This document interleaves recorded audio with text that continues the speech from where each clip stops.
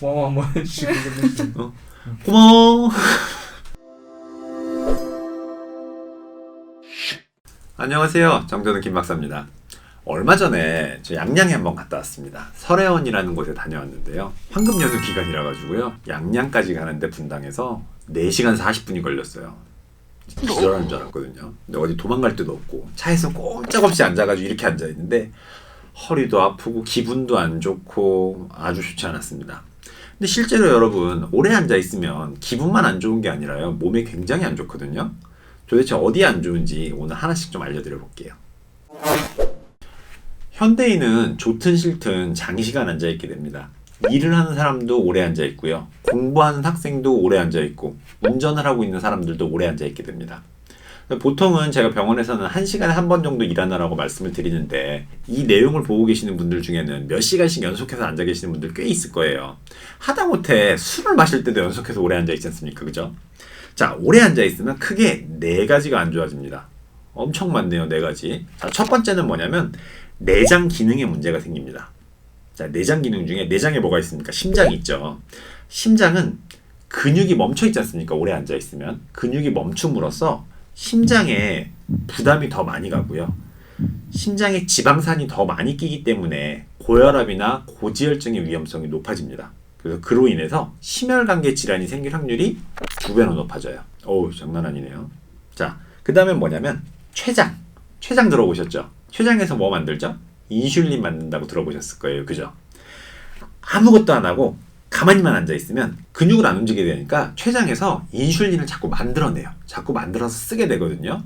그래서 하루에 2-3시간씩 연속해서 앉아있으면 인슐린 반응성이라는 게 떨어집니다. 뭐 있어, 뭐 좀 끌어서 어떻게 뭐 에너지 소모시켜줘, 뭘 해줘라고 해가지고 그 인슐린 반응이 정상적으로 일어나는데 안 일어난다는 거죠. 그래서 당뇨 환자들의 경우는 조심하실 필요가 있고요. 자, 두 번째 뭐였죠? 척추질환이 있습니다. 척추질환으로는 대표적으로 스웨이백, 그 구분등이라는 게 있습니다. 이렇게 되는 겁니다. 우리가 앉아있을 때 이렇게 앉아있으면 좋겠는데 오래 앉아있을수록 점점 굽게 되는 거죠. 굽으면서 복근 그리고 등의 근육이 약화가 되고 늘어지게 됩니다. 약화가 되고 늘어지게 되면 뭐가 유발되느냐? 퇴행성 디스크가 유발돼요. 특히 목, 허리 쪽에 디스크가 유발이 되고요. 기존에 디스크가 있는 사람들은 뭐가 유발되겠어요? 협착증이 유발될 수가 있습니다. 그래서 장시간 오래 앉아있으면 근육의 약화, 그로 인한 척추의 약화, 그로 인해서 디스크나 협착증이 생길 수가 있게 되는 겁니다. 자, 세 번째는 하지 혈류순환 장애예요. 우리 저런 거 들어보신 적 있을 거예요. 이코노미 클래스 증후군. 뭐예요? 장시간 비행기 좌석에 앉아있다 보면은 다리가 붓고 아프고 정맥류가 생길 수 있다는 얘기인데 이게 반드시 3등석에 타서만 생기는 게 아니라 운전을 오래 하는 당신, 공부하느라 오래 앉아있는 학생, 일하느라 열심히 앉아있는 직장인들 모두가 생길 수 있다는 거죠.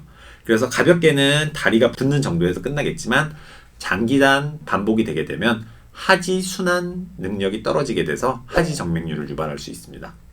특히 당뇨가 있는 사람들은 말초신경 장애가 있을 수도 있기 때문에 더더욱 조심해야겠죠.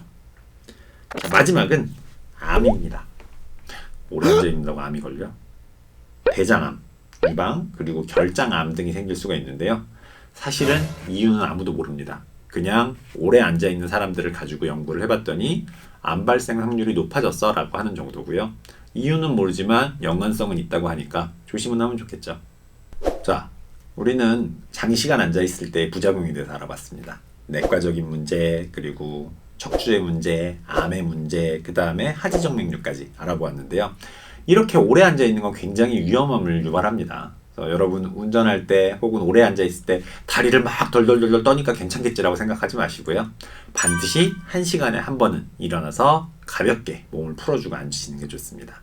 게임할 때도 마찬가지입니다. 너무 연속해서 오랫동안 게임하지 마세요. 저희는 다음 시간에 또 재밌는 내용으로 뵙겠습니다. 안녕. 원장님 아까 그 운전 4시간 동안 하셨다고 했는데 진짜 힘드셨겠어요.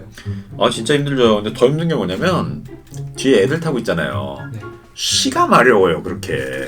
그래가지고 갑자기 쉬 그러면 차 고속도로 한복판에 있는데 쉬를 할 수가 없잖아요. 그래서 우리 물통 꼭 챙겨놔요. 아들용. 그래서 자 이렇게 해가지고 쉬 대주고 딸도 이제 기저귀 안 차거든요.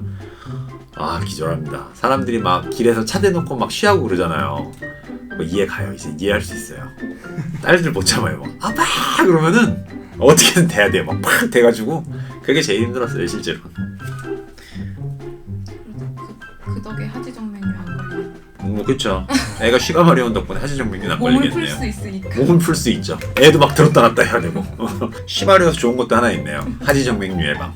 아빠 안 좋을까봐 고맙다 해야겠네요. 고마워 한번 해주시고. 고마워.